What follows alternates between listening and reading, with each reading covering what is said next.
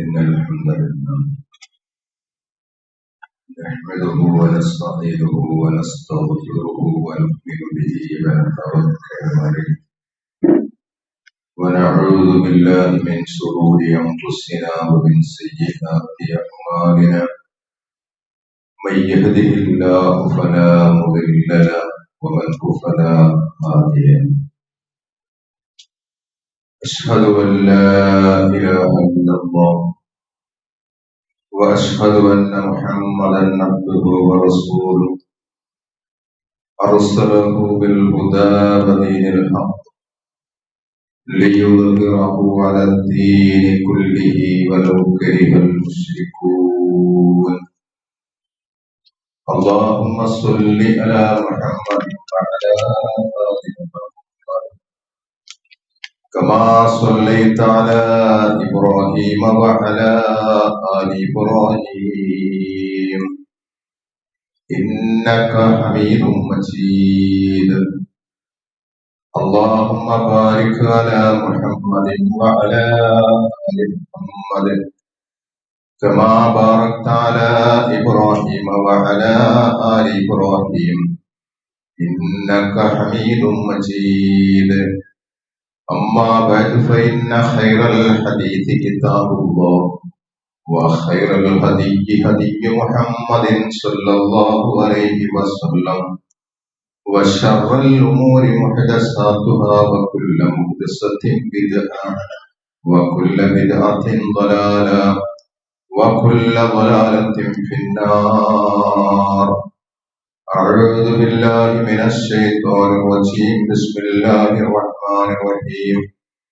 يا أيها الذين آمنوا اتقوا الله حق تقاته ولا تموتن إلا وأنتم مسلمون يا أيها الناس أوصيكم عباد الله وإياي أولا بتقوى الله بسم الله الرحمن الرحيم يا أيها الذين آمنوا لا تتبعوا خطوات الشيطان ومن يتبع خطوات الشيطان فإنه يأمر بالفحشاء والمنكر ولولا فضل الله عليكم ورحمته ما زكى منكم من أحد أبدا ولكن الله يزكي من يشاء والله سميع عليم സത്യ വിശ്വാസികളെ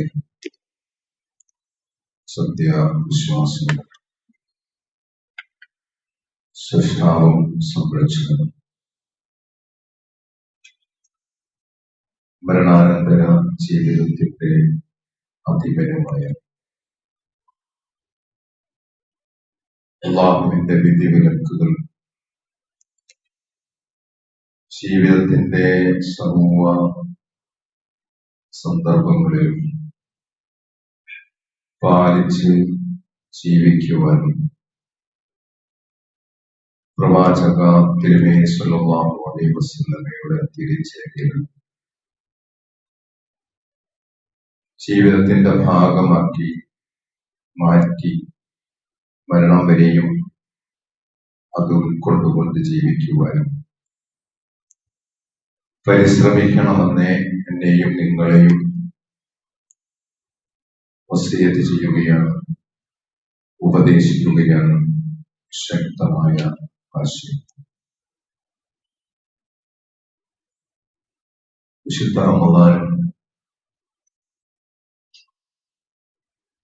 അതിന് ശേഷമുള്ള പെരുന്നാളും ഇന്നുകൊണ്ട് കഴിയുകയാണ്.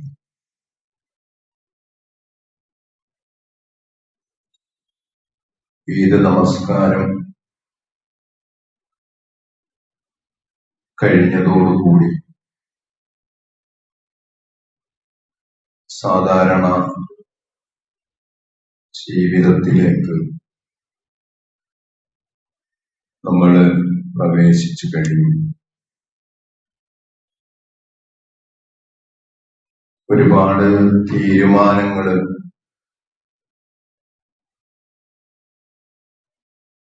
നമ്മൾ ഓരോരുത്തരും ശുദ്ധ റമദാനിലും ഈ പെരുന്നാളിന്റെ ഇന്നത്തെ സുദിനത്തിലുമൊക്കെ എടുത്തിട്ടുണ്ട്. നന്നാകണം എന്നുള്ള വലിയ ഒരു കാഴ്ചപ്പാട് നമ്മുടെ മനസ്സുകളിലൊക്കെ ഉണ്ടാകും. നോമ്പിലൂടെ നമ്മൾ നേടിയെടുത്ത ആ ഒരു ചൈതന്യവും ആരാധനയിലെ നിഷ്ഠയും സുന്നത്ത് കർമ്മങ്ങളിലെ നമ്മുടെ വ്യഗ്രതയുമൊക്കെ തുടർന്ന് നിലനിർത്തണം എന്ന് നമ്മൾ ആഗ്രഹിക്കുന്നവരാണ്. റമദാനിന് മുമ്പ് ശഅബാനിൽ നമ്മൾ എങ്ങനെയായിരുന്നോ അങ്ങനെ ഇനിയും ആവില്ല. റമദാൻ കഴിഞ്ഞ് ശവ്വാലിലേക്ക് കടക്കുമ്പോൾ ആ പഴയ ശഅബാനിലെ ഒരു ജീവിതക്രമവും ഒരു ജീവിത ചിട്ടയും അല്ല ഇനിയും ശവ്വാലിൽ നന്നാകാനുള്ള ഒരു മനസ്സുമായിട്ടാണ് നമ്മൾ ഒത്തുകൂടിയിരിക്കുന്നത്. അതുകൊണ്ട് തന്നെ നന്നാകാൻ തീരുമാനിച്ച ആളിന്റെ കൂടെ എപ്പോഴും പിശാചുണ്ട് എന്നത് നമ്മൾ മറന്നുപോകരുത്. നന്നാകാൻ തീരുമാനിച്ച മനുഷ്യനെ മാറ്റി ആരാധനകളൊന്നുമില്ലാതെ കൃത്യനിഷ്ഠകൾ പാലിക്കാതെ തെറ്റുകളിൽ കഴിഞ്ഞുകൂടിയിരുന്ന അല്ലെങ്കിൽ ചിന്തകളിൽ വേറിട്ട ഒരു സ്വഭാവം പുലർത്തിയിരുന്ന ശഅബാനിലേക്ക് കൊണ്ടുപോകാൻ പിശാച് കാത്തിരിക്കുന്നുണ്ട് എന്നത് മറക്കരുത്. കാരണം എന്താണെന്നറിയോ? അതൊരു പ്രതിജ്ഞയാണ്. റബ്ബിനോട് നന്ദികേട് കാണിച്ച പിശാച്, അള്ളാഹുവിനെ ധിക്കരിച്ച പിശാച് സ്വർഗത്തിൽ നിന്ന് പുറത്ത് പോകുന്ന ഒരു സന്ദർഭം. അള്ളാഹു അങ്ങനെ അപമാനിച്ച് ഇങ്ങനെ പിശാചിനെ പിഴപ്പിച്ച് പുറത്തേക്ക് പോകുന്ന ഒരവസരം പിശാച് അന്ന് പറഞ്ഞു അള്ളാഹുവിനോട്, قال فبما أغويتني لأقعدن لهم صراطك المستقيم. നീ എന്നെ വഴിപിഴപ്പിച്ചിരിക്കും, അതുകൊണ്ട് ഞാനിങ്ങനെ തക്കം പാർത്തിരിക്കും. എന്തിനാണ്? നിന്റെ നേർവഴിയിൽ ജീവിക്കുന്ന ആളുകളെ ഇങ്ങനെ ഞാൻ തക്കം പാർത്തിരിക്കും. അവരെ വഴിപിഴപ്പിക്കാൻ ഞാനിങ്ങനെ കാത്തിരിക്കുന്നത്. അള്ളാഹു അപ്പോ ഇബ്ലീസിനോട് പറയുന്നുണ്ട്, ഇല്ലാ ഇബാദക മിൻഹുൽ മുഖ്ലസീൻ. ഇല്ല, മുഖ്ലിസീങ്ങളായ ചില ആളുകൾ, മുഖ്ലിസീങ്ങൾ, ഇഖ്ലാസുള്ള ആളുകൾ, അവരെ നിനക്ക് വഴിപിഴപ്പിക്കാൻ സാധ്യമല്ല. നമ്മുടെ വഴികളിലൊക്കെ, നമ്മൾ സഞ്ചരിക്കുന്നിടത്തൊക്കെ നമ്മളെ മാർഗഭ്രംശത്തിലേക്ക് നയിക്കാൻ പിശാച് കൂടെയുണ്ട് എന്നത് നമ്മൾ മറന്നു പോകരുത്.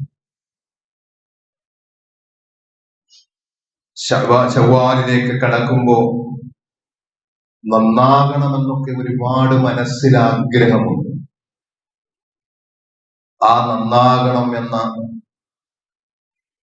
വികാരവും ചിന്തയും നമ്മളെ എപ്പോഴും ഉണർത്തിക്കൊണ്ടിരിക്കണം.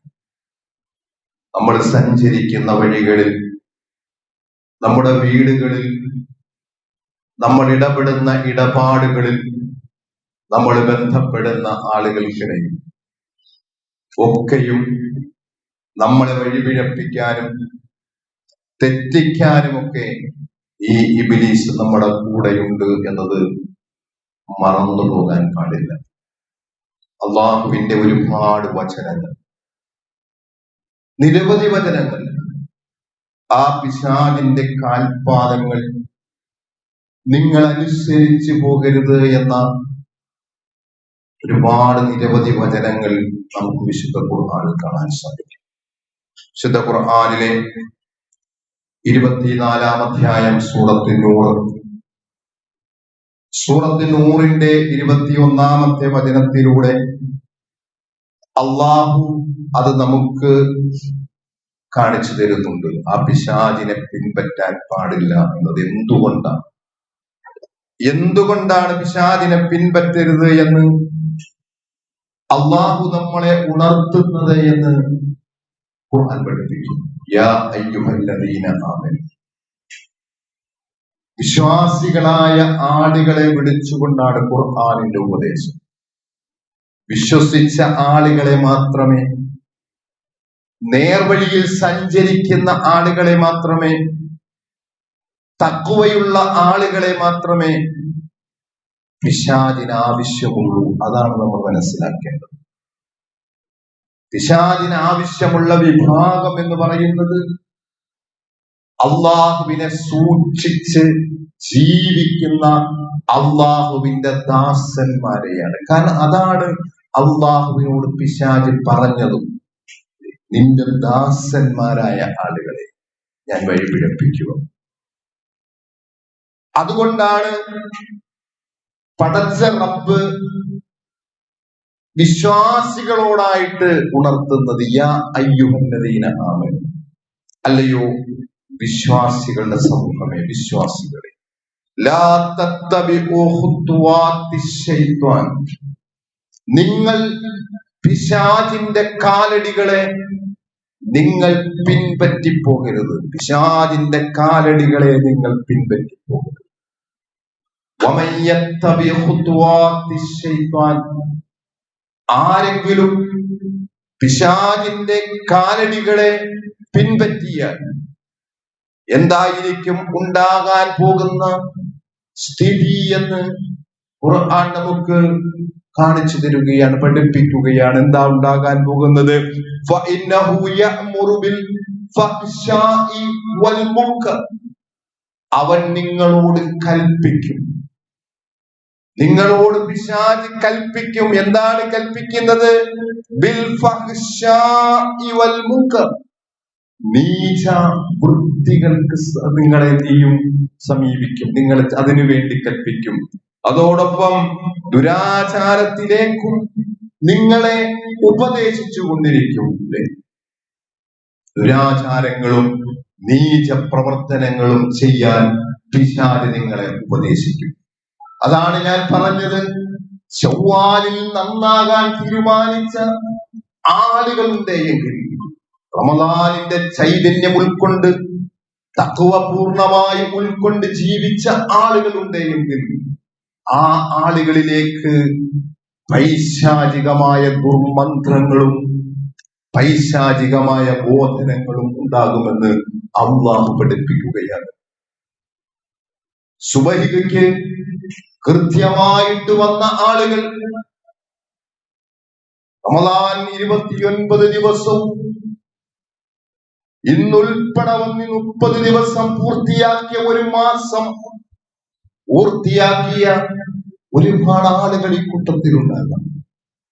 നാളെ മുതൽ എന്താണ് നിങ്ങളുടെ അവസ്ഥയല്ലെങ്കിൽ നമ്മുടെ അവസ്ഥ എന്ന് ചിന്തിക്കേണ്ടിയിരിക്കുന്നു. പിശാചിന്റെ കരവലയത്തിൽ പെടണമോ അള്ളാഹുവിന്റെ മാർഗത്തിൽ പെടണമോ എന്ന് നമ്മൾ ആലോചിക്കേണ്ടിയിരിക്കുന്നു.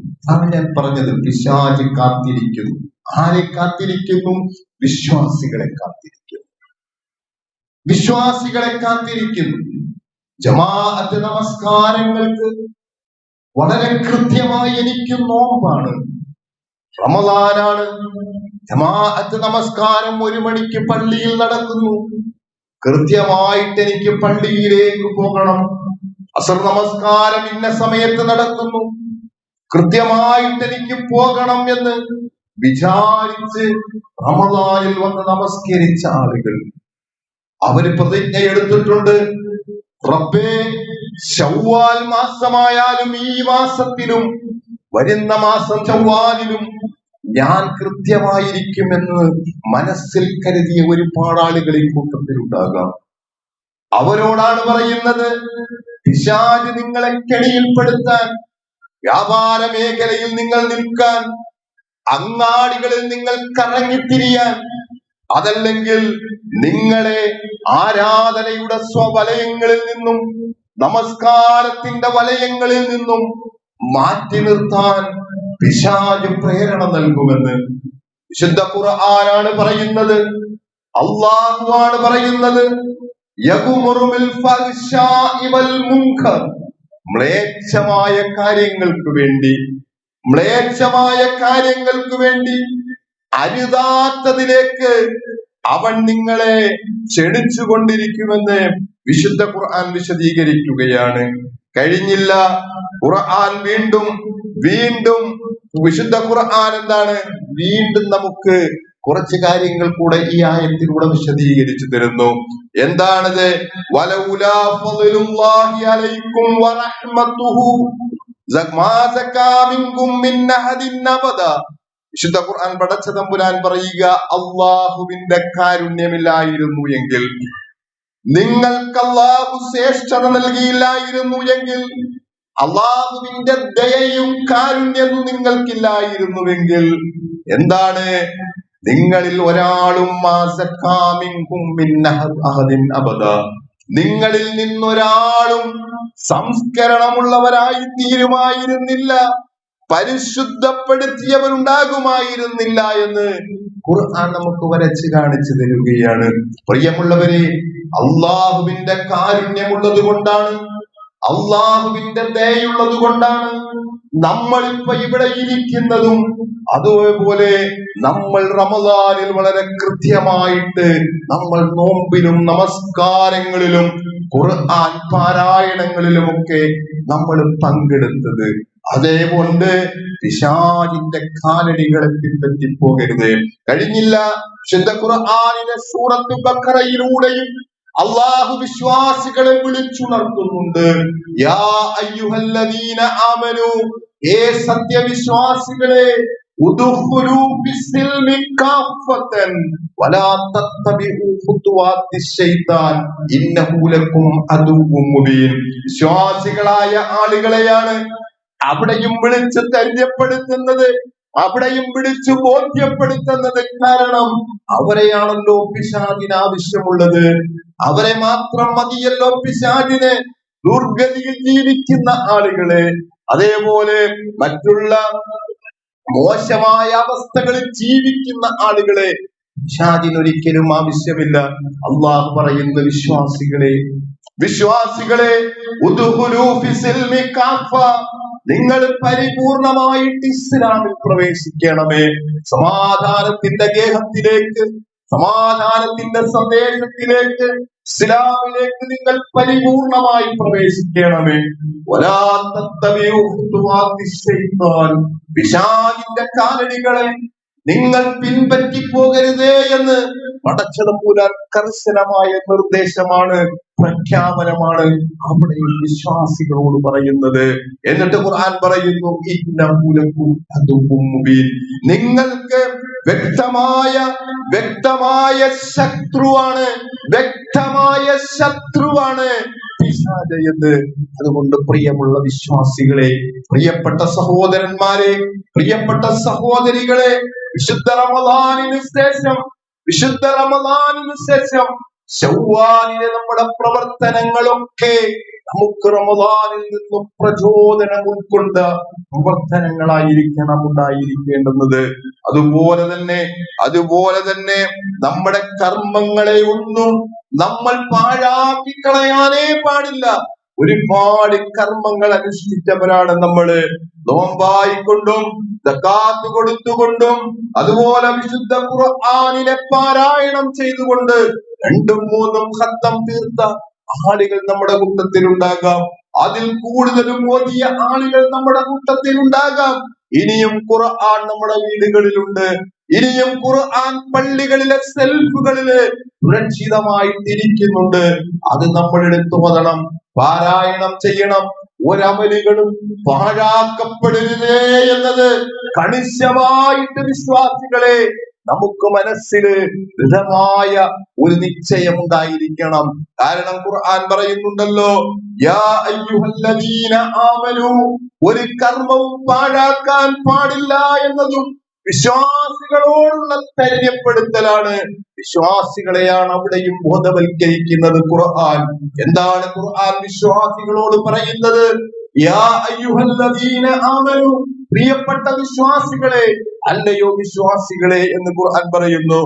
വലന്നിട്ടോ, അതീഉല്ലാഹ വ അതീഉർ റസൂല, നിങ്ങൾ അല്ലാഹുവിനെ അനുസരിക്കണമേ എന്ന്. അല്ലാഹുവിനെ നമ്മൾ അനുസരിക്കണം. വ അതീഉർ റസൂല, അല്ലാഹുവിന്റെ പ്രവാചകനെ നിങ്ങൾ അനുസരിക്കണം. അല്ലാഹുവിനെയും പ്രവാചകനെയും പിൻപറ്റുകയും അനുസരിക്കുകയും ചെയ്യണമെന്ന് വിശ്വാസികളായ ആളുകള് അല്ലാഹുവിന്റെ നിർദ്ദേശങ്ങൾ പാലിക്കപ്പെട്ടുകൊണ്ടായിരിക്കണം ഇനിയുള്ള കാലഘട്ടം ജീവിക്കേണ്ടുന്നത്. ചൊവ്വാലായി കഴിഞ്ഞാൽ ഒരു മാറ്റമുണ്ടാകാമെന്ന് വിചാരിച്ച്, ആ വിചാരത്തിൽ നന്നായി കളയാമെന്ന് വിചാരിച്ച് ഇരുന്ന ആളുകളാണ് നമ്മൾ റമദാനില്. ഇനിയുള്ള കാലഘട്ടം 11 മാസക്കാലം വരാനിരിക്കുന്ന 11 മാസക്കാലം ഞാൻ നന്നായി കൊള്ളാമെന്ന് വിചാരിച്ച വിശ്വാസികളോടാണ് വിശുദ്ധ ഖുർആൻ ഉണർത്തുന്നത്. അല്ലാഹുവിനെ നിങ്ങൾ അനുസരിക്കണമേ, അല്ലാഹുവിന്റെ പ്രവാചകനെ നിങ്ങൾ അനുസരിക്കണമേ എന്ന്. അല്ലാഹുവിന്റെ പ്രവാചകന്റെ ചര്യകൾ നിങ്ങൾ അനുസരിക്കണമേ എന്ന്. ഇനിയും പോയി വിദ്അത്തുകളിലേക്ക് ചാടി അനാചാരങ്ങളിലേക്ക് എത്തിപ്പെട്ട് അല്ലാഹുവിന്റെ പ്രവാചകനെ അനുസരിക്കേണ്ടുന്ന വിശ്വാസികൾ ഇനിയും അനാചാരങ്ങളിലേക്ക് പോകാൻ പാടില്ല. ഏതൊക്കെ അനാചാരങ്ങളുണ്ടോ ആ അനാചാരങ്ങളെയൊക്കെ കൃത്യമായി മാറ്റി നിർത്താൻ വിശ്വാസികളെ നമുക്ക് സാധിക്കേണ്ടതുണ്ട്. ശുദ്ധ റമദാൻ കഴിയുമ്പോ നമ്മൾ പള്ളികളുമായിട്ട് കൂടി സുന്നത്തുമായിട്ട് പ്രവാചകന്റെ ചര്യകളെ കൂടുതൽ അനുധാവനം ചെയ്ത് 8 റക്അത്തും 11 റക്അത്ത് തറാവീഹും വിത്റും കൂടി നമസ്കരിച്ച് ആ പ്രവാചക സുന്നത്തുകളെയൊക്കെ അനുധാവനം ചെയ്ത് ഈദ്ഗാഹുകളില് പ്രവാചകന്റെ സുന്നത്തിനനുസൃതമായിട്ട് പെരുന്നാൾ നമസ്കാരവും കഴിഞ്ഞിട്ട് ഇനിയും അല്ലാഹുവിന്റെ പ്രവാചകനെ അനുസരിക്കപ്പെടുന്നില്ല എങ്കില്, പ്രവാചക മാതൃക അനുസരിക്കപ്പെടുന്നില്ല എങ്കില് എങ്ങനെയും ആകാമെന്നുള്ള ഒരു തീരുമാനമുണ്ടാകുന്നുണ്ട് എങ്കില് എന്നിട്ട് ഖുർആൻ പറയുന്നു, നിങ്ങൾ നിങ്ങളുടെ കർമ്മങ്ങളെ പാഴാക്കി കളയരുത് എന്ന്. കാരണം എന്താണ്?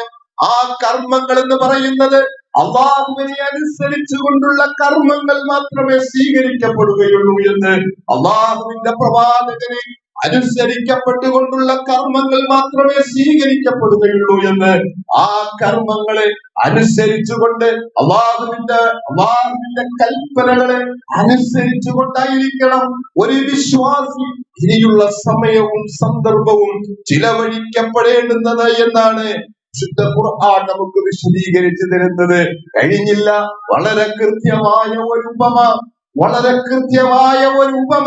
ഖുർആൻ അതിന് നമുക്ക് തരുന്നുണ്ട്. വളരെ കൃത്യമായ ഒരു ഉപമയാണ് ഖുർആൻ തരുന്നത്. നിങ്ങൾ വിചാരിക്കുക, നിങ്ങൾക്ക് എന്താണ്, നിങ്ങൾക്ക് വിശുദ്ധ ഖുർആനില് 2-ാം അധ്യായം സൂറത്ത് അൽ ബഖറയുടെ 266-ാമത്തെ വചനത്തിലൂടെ ഖുർആൻ അത് നമുക്ക് ഇങ്ങനെ മനസ്സിലാക്കി തരിക. എന്താണെന്നറിയോ? കർമ്മങ്ങൾ നിഷ്ഫലമായി പോകുന്ന ആളുകളെ സംബന്ധിച്ച്, കർമ്മങ്ങൾ നിഷ്ഫലമായി പോകുന്ന ആളുകൾക്ക് ഒരു ഉപമയാണ് ഖുർആൻ കൊടുക്കുന്നത്. നിങ്ങൾക്കൊരു തോട്ടമുണ്ടെന്ന് നിങ്ങൾ വിചാരിക്കുക. നിങ്ങൾക്ക് വലിയ ഒരു തോട്ടമുണ്ട്. എന്തിന്റെ തോട്ടമാണ്? ആ മുന്തിരിയുടെയും എന്നിട്ടോ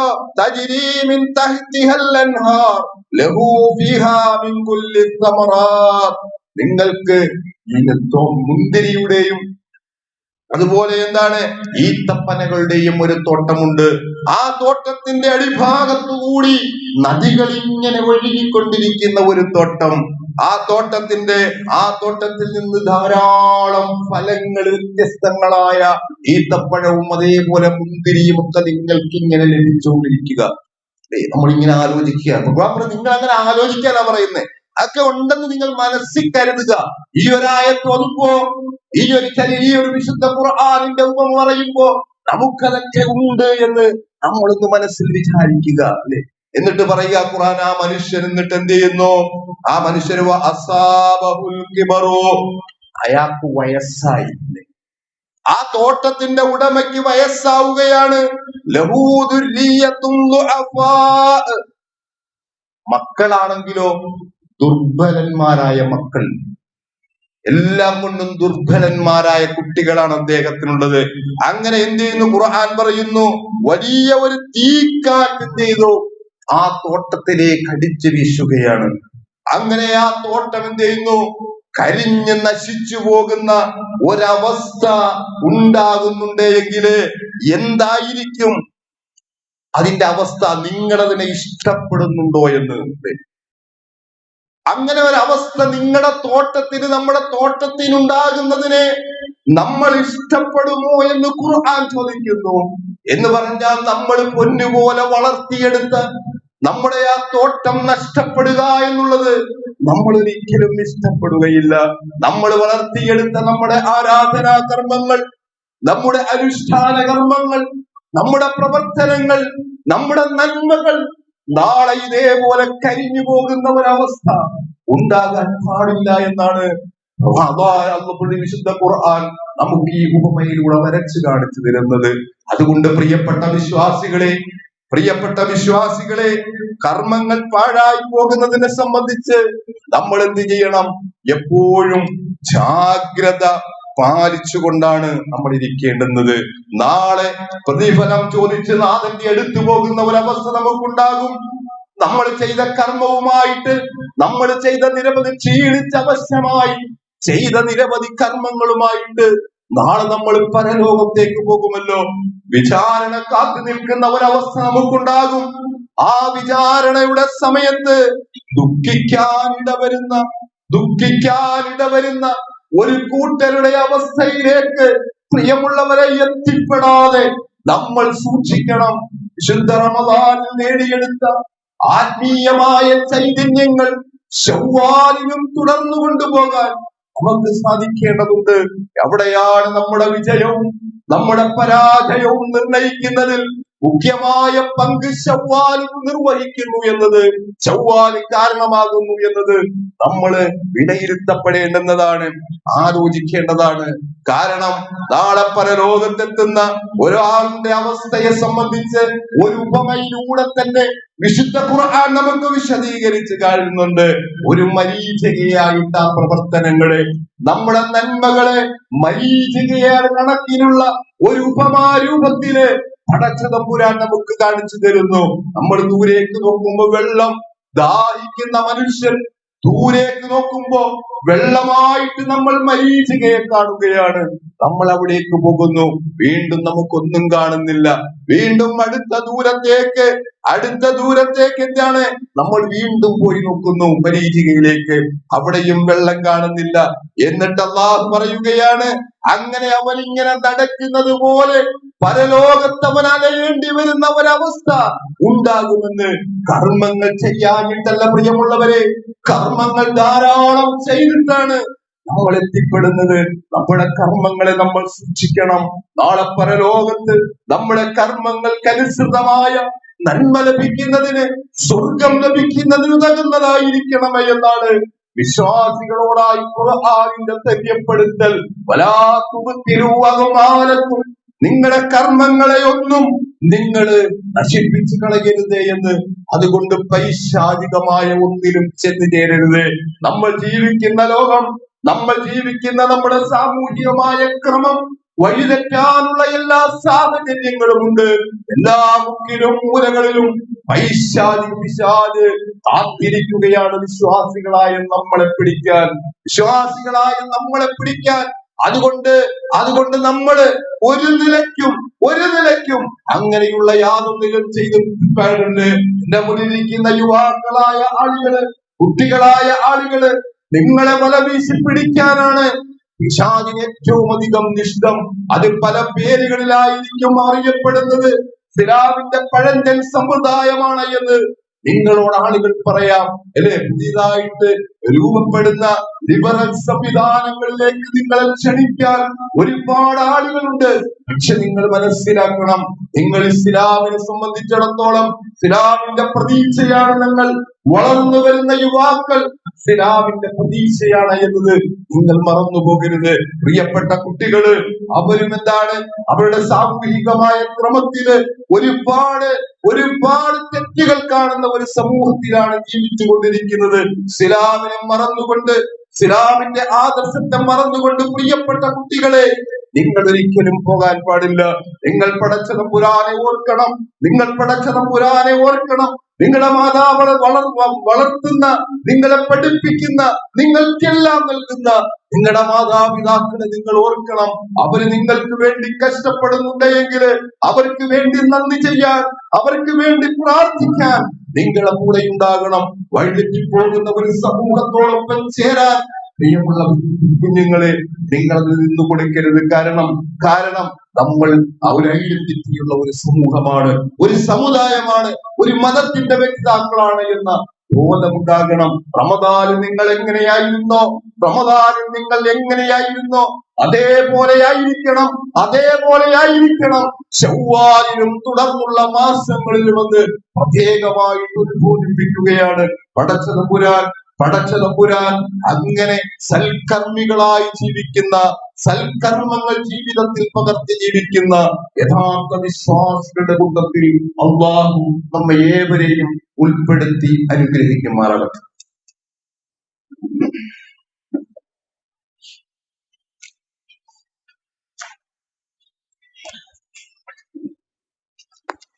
അൽഹംദുലില്ലാഹി الذي علم بالقلم علم الإنسان ما لم يعلم والصلاة والسلام على رسول الأمين وعلى آله وأصحابه أجمعين أما بعد يا أيها الناس أوصيكم ثانيا بتقوى الله. സഹോദരന്മാരെ, അല്ലാഹുവിനെ സൂക്ഷിക്കാൻ രണ്ടാമതും വസിയത്ത് ചെയ്യുന്നു. റമദാനിന് ശേഷമുള്ള ഏറ്റവും പ്രബലമായ സുന്നത്താണ് ശവ്വാലിലെ 6 നോമ്പ്. നമുക്ക് നാളെ മുതൽ ആ നോമ്പ് പിടിക്കാവുന്നതാണ്. മൻ സ്വാമ റമദാൻ, അല്ലാഹുവിന്റെ പ്രവാചകൻ പറയുന്നു, മൻ സ്വാമ റമദാൻ, ആരെങ്കിലും റമദാനിലെ നോമ്പനുഷ്ഠിച്ചു, വസിത്തത അയ്യാമിൻ ബഅദൽ ഫിത്ർ, അതിനുശേഷമുള്ള 6 നോമ്പ് അനുഷ്ഠിക്കുകയും ചെയ്താൽ സനത്തി അദ്ദേഹത്തെ സംബന്ധിച്ചിടത്തോളം കൊല്ലം മുഴുവനും നോമ്പ് അനുഷ്ഠിച്ചതിന്റെ പ്രതിഫലമാണ് എന്ന് പ്രവാചകൻ ചുറ്റുപ്രതീക്ഷയിൽ കാണാം.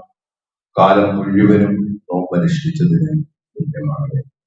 അതുകൊണ്ട് 6 നോമ്പ് അതിന്റെ പ്രാധാന്യം ഉൾക്കൊണ്ട് വളരെ പ്രധാനപ്പെട്ട സുന്നത്താണ്. കാരണം അതിന്റെ പ്രതിഫലം എന്ന് പറയുന്നത് റമദാനുമായിട്ട് ബന്ധപ്പെടുത്തിയാണ് 6 നോമ്പിനെ പടച്ചുകൊണ്ട് ഞാൻ പറഞ്ഞത്. ഒരു വർഷം മുഴുവനും റമദാനിലെ നോമ്പെടുത്തതുപോലെയുള്ള പുണ്യങ്ങൾ ലഭിക്കാൻ കാരണമാകും. ചൊവ്വാലിലെ ഏറ്റവും വലിയ ഒരു പുണ്യമായിട്ട് സുന്നത്തായിട്ട് നമ്മൾ ഇതിനെ കാണണം, നോമ്പെടുക്കണം. ഇനിയും ഒരാൾക്ക് നാളെ മുതൽ നോമ്പെടുക്കാൻ സാധിക്കുന്നില്ല എങ്കിൽ റമദാനിലെ ചൊവ്വാൽ തീരുന്നതിന് മുമ്പ്, ഈ മാസം തീരുന്നതിന് മുമ്പ് നമ്മൾ എന്ത് ചെയ്താൽ മതി? ഈ ചൊവ്വാലിലെ 6 നോമ്പ് എടുത്താൽ മതിയാകും. അങ്ങനെയും പണ്ഡിതന്മാരെ നമുക്ക് ഈ ഹദീസിനെ വിശദീകരിക്കുന്നുണ്ട്. കൃത്യമായ സമയം പറഞ്ഞിട്ടില്ല എന്നതുകൊണ്ട് തന്നെ ഈ ചൊവ്വാലിലെ ഏത് ദിവസവും നമുക്ക് അതെടുക്കാവുന്നതാണ്. ഏതായിരുന്നാലും അത് നമ്മൾ നിർവഹിക്കുക. പ്രത്യേകമായിട്ട് പ്രാർത്ഥനകൾ ഒക്കെ നമ്മൾ നടത്തുക. കാരണം നമ്മുടെ കുത്തുബകളിലൊക്കെ സൂചിപ്പിക്കുന്നത് പോലെ നമ്മളിത് പറയുമ്പോഴും പലസ്തീനും പശ്ചിമേഷ്യൻ രാജ്യങ്ങളുമൊക്കെ വളരെ പ്രതിസന്ധികളാണ്.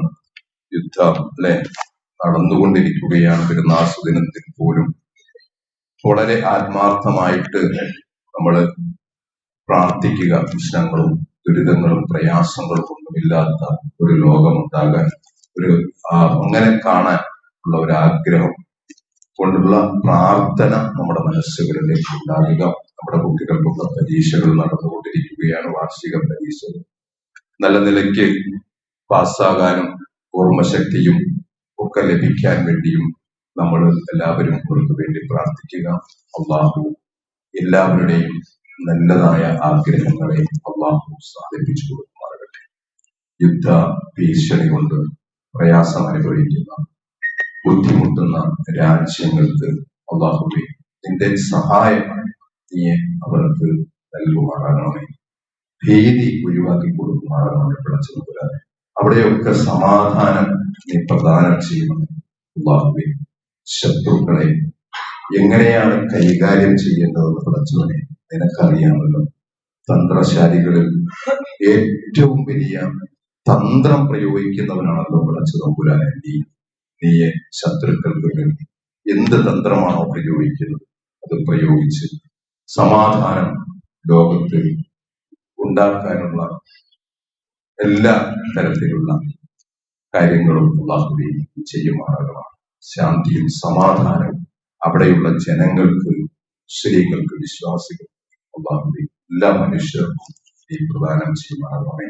ഞങ്ങളുടെ കുട്ടികൾക്കും പരീക്ഷയിലും അതേപോലെ ആ മത്സര പരീക്ഷകളിലുമൊക്കെയാണ് പഠിച്ചത്. മാർച്ച് മാസം അവർക്ക് കൃത്യമായി പരീക്ഷ എഴുതാനും പഠിക്കാനും ഓർമ്മശക്തിയും നല്ല വിജയം നേടാനും ഒക്കെ അല്ലാഹുവേ അവർക്ക് എല്ലാവിധമായ തുണയും പ്രദാനം ചെയ്യുമാറാകണമേ. ഞങ്ങൾ രോഗികളായി കഷ്ടപ്പെടുന്ന അനുഭവത്തെ രോഗങ്ങളെ മാറ്റി കൊടുക്കുമാറാകണമേ. اللهم اغفر للمؤمنين والمؤمنات والمسلمين والمسلمات والأحياء منهم والأموات. ربنا تقبل منا دعاءنا إنك أنت السميع العليم وتب علينا إنك أنت التواب الرحيم. اللهم أعز الإسلام والمسلمين وأذل الشرك والمشركين. ربنا تقبل منا دعاءنا إنك أنت السميع العليم. اللهم اجرنا من النار. اللهم اجرنا من النار. ربنا آتنا في الدنيا حسنة وفي الآخرة حسنة وقنا عذاب النار. آمين برحمتك يا